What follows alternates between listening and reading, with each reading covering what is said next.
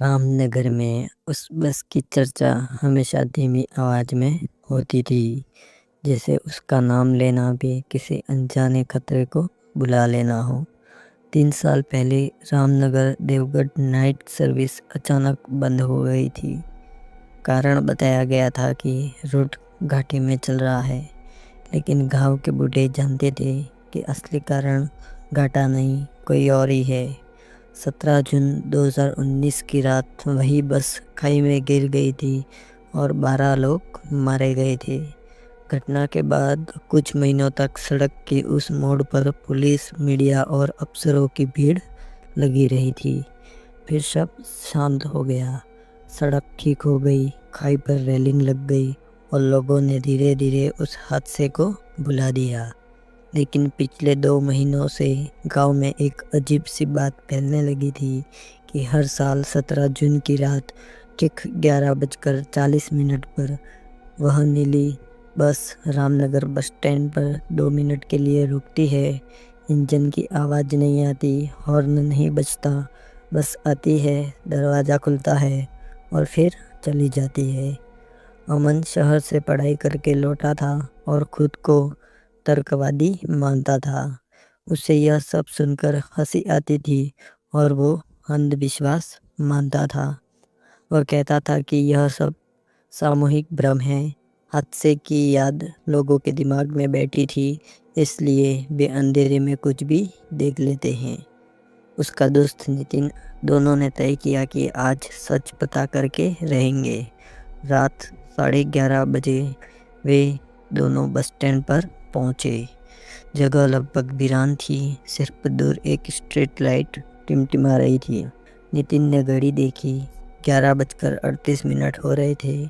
अमन ने हल्की मुस्कान के साथ कहा कि 2 मिनट में सारा भ्रम टूट जाएगा। 11:39 पर दूर सड़क के मोड़ पर हल्की सी रोशनी दिखाई दी। पहले लगा कि कोई ट्रक होगा, लेकिन रोशनी स्थिर और धीमी थी। 11:40 होते ही वह रोशनी स्पष्ट हो गई और एक पुरानी नीली बस धीरे धीरे बस स्टैंड के सामने आने लगी। बस वही थी जिसका नाम 3 साल पहले अखबारों में छपा था। पेंट उखड़ा हुआ, कांच हल्के धुंधले और सामने फीके अक्षरों में लिखा रामनगर देवगढ़। सबसे अजीब बात यह थी कि इंजन की कोई आवाज़ नहीं थी। दरवाज़ा बिना किसी शोर के खुल गया। अमन का दिल एक पल के लिए तेज धड़का, लेकिन उसने खुद को संभाला और कहा, अगर सच जानना है तो अंदर जाना पड़ेगा। नितिन हिचकिचाया, पर वह भी पीछे नहीं हटा। बस के अंदर हल्की पीली रोशनी जल रही थी। करीब 10 यात्री बैठे थे, सब चुप, बिल्कुल स्थिर, जैसे किसी फोटो में कैद हो। उनके कपड़े पुराने स्टाइल के थे, जैसे 3-4 साल पहले पहने जाते थे। एक आदमी की गोद में अखबार था, एक औरत के साथ बच्चा था जो बिल्कुल हिला नहीं। किसी ने अमन और नितिन की तरफ देखा तक नहीं। बस के दरवाजे अपने आप बंद हो गए और बस चल पड़ी। बाहर का दृश्य अजीब लग रहा था। सड़क वही थी, लेकिन आसपास की दुकानें बंद और जर्जर दिख रही थी। अमन ने मोबाइल निकाला तो नेटवर्क नहीं था और समय 11:40 पर अटका हुआ था। तभी पीछे से एक धीमी आवाज़ आई, टिकट। कंडक्टर उनके सामने खड़ा था, चेहरा पीला, आंखें गहरी और थकी हुई। अमन ने मजाक में कहा, 2 रामनगर। कंडक्टर ने बिना भाव के जवाब दिया। रामनगर पीछे छूट गया, अब सिर्फ देवगढ़। उसने धीरे से बाकी यात्रियों के चेहरों को देखा। वे सभी लोग वही थे जिनकी तस्वीरें अखबार में छपी हुई थी। बस अचानक झटके से रुकी। सामने वही खाई थी जिसके बारे में उसने खबरों में पढ़ा था। ड्राइवर ने पहली बार सिर घुमाया। उसका चेहरा साफ दिखा और अमन का दिल जैसे रुक गया। नितिन ने घबराकर दरवाजे की तरफ भागने की कोशिश की। दरवाज़ा खुल गया और वह कूद पड़ा। अमन भी कूदना चाहता था, लेकिन उसके पैरों ने साथ नहीं दिया। बस धीरे धीरे खाई की ओर बढ़ने लगी और सब कुछ अंधेरे में डूब गया। सुबह 5 बजे गांव वालों ने नितिन को बस स्टैंड के पास बेहोश पाया। वह होश में आया तो सिर्फ इतना कह पाया कि बस आई थी। अमन का कोई पता नहीं चला। पुलिस ने खोजबीन की लेकिन कोई सबूत नहीं मिला। कुछ लोगों ने कहा कि नितिन सदमे में है और अमन कहीं भाग गया होगा। नितिन को याद था कि उसने कूदते समय पीछे मुड़कर देखा था। बस के अंदर अमन खड़ा था, जैसे उसके पैरों में जड़ें जम गई हो। ड्राइवर का चेहरा साफ दिख रहा था, रमेश पोस्टमैन, वह आदमी जिसे गांव ने 3 साल पहले दफनाया था। नितिन यह बात बताता तो लोग चुप हो जाते। रमेश का बेटा गुस्से में कहता कि मृतकों के नाम मत घसीटो, लेकिन उसके चेहरे पर भी एक अनजाना डर दिखता था। उस हादसे के बारे में गांव ने कभी खुलकर बात नहीं की। आधिकारिक रिपोर्ट में लिखा था कि बारिश की वजह से बस फिसल गई, लेकिन कई लोगों ने उस समय भी सवाल उठाए थे। उस रात बारिश नहीं हुई थी, मामला दब गया क्योंकि ड्राइवर, कंडक्टर और ज़्यादातर यात्री मर चुके थे। जो 2-3 लोग बचे थे उन्होंने बयान देने से इनकार कर दिया। नितिन को चैन नहीं मिल रहा था। वह हर रात उसे लगता कि अमन कहीं न कहीं जिंदा है, बस किसी अजीब जाल में फंसा हुआ है। तीसरी रात उसने तय किया कि वह खाई तक जाएगा। दिन में उसने सड़क के किनारे उस मोड़ को ध्यान से देखा। रेलिंग मजबूत थी, नीचे गहरी खाई में झाड़ियाँ उगी थी।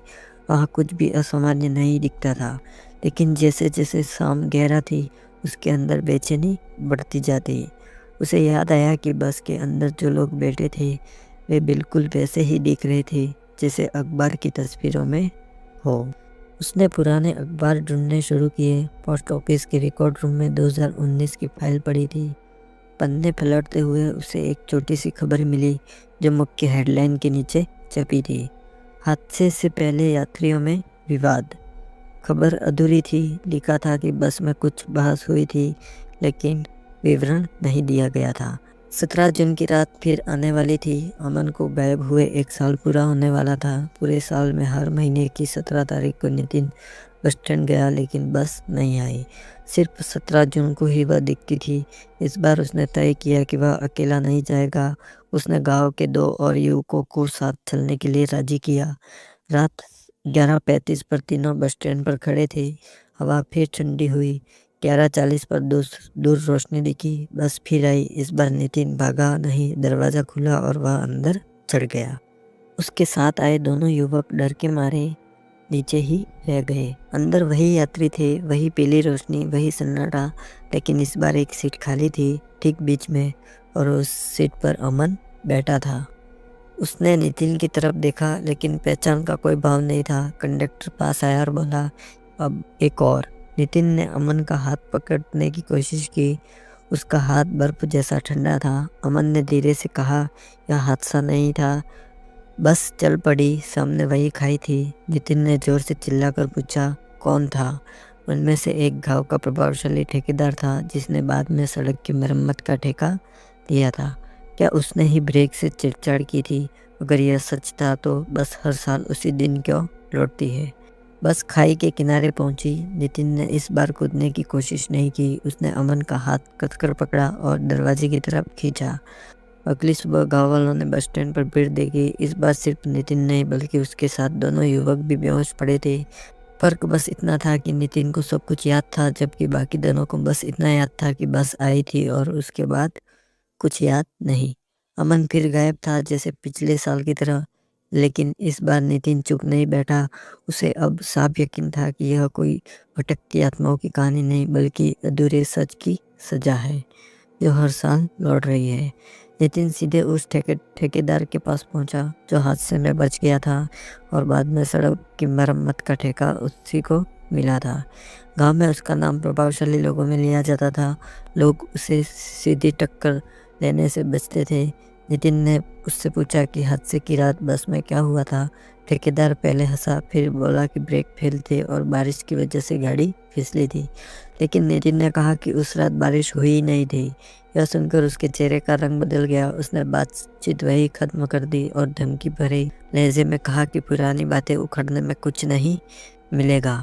पुराने थानेदार अब रिटायर हो चुके थे, लेकिन फाइलें मौजूद थी। काफ़ी कोशिश के बाद उसे पता चला कि हादसे के बाद बस की मैकेनिकल रिपोर्ट अधूरी थी। ब्रेक सिस्टम की जांच का हिस्सा रिपोर्ट से गायब था। यह वही हिस्सा था जिसे तय होता था कि ब्रेक फेल कैसे हुए। रिपोर्ट पर साइन थे, लेकिन जांच पूरी नहीं हुई थी। और जांच अधिकारी कौन था? वही व्यक्ति जो ठेकेदार का रिश्तेदार था। अब तस्वीर साफ होने लगी थी। शक था कि बस में किसी बात को लेकर झगड़ा हुआ था। ठेकेदार उस रात बस में सफ़र कर रहा था और कुछ जमीन के सौदे को लेकर यात्रियों में बस हुई थी। ड्राइवर रमेश ने बस रोकने की कोशिश की, लेकिन बस अनियंत्रित हो गई। अगर ब्रेक जानबूझकर कमज़ोर किए गए थे तो हादसा दुर्घटना नहीं, साजिश थी।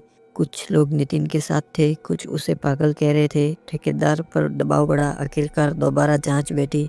बस के मलबे के नीचे बचे हिस्सों की नई तकनीक से जांच हुई तो सामने आया कि ब्रेक लाइन के नट जानबूझकर ढीले किए गए थे। सभी सबूत इकट्ठे किए गए। पुलिस आई और ठेकेदार के साथ जो भी लोग थे उन्हें सजा मिली। तो दोस्तों, ये डरावनी कहानी कैसी लगी? अगर ये कहानी आपको पसंद आई हो तो चैनल को लाइक करें, सब्सक्राइब करें और वीडियो को ज़्यादा से ज़्यादा शेयर करें। धन्यवाद।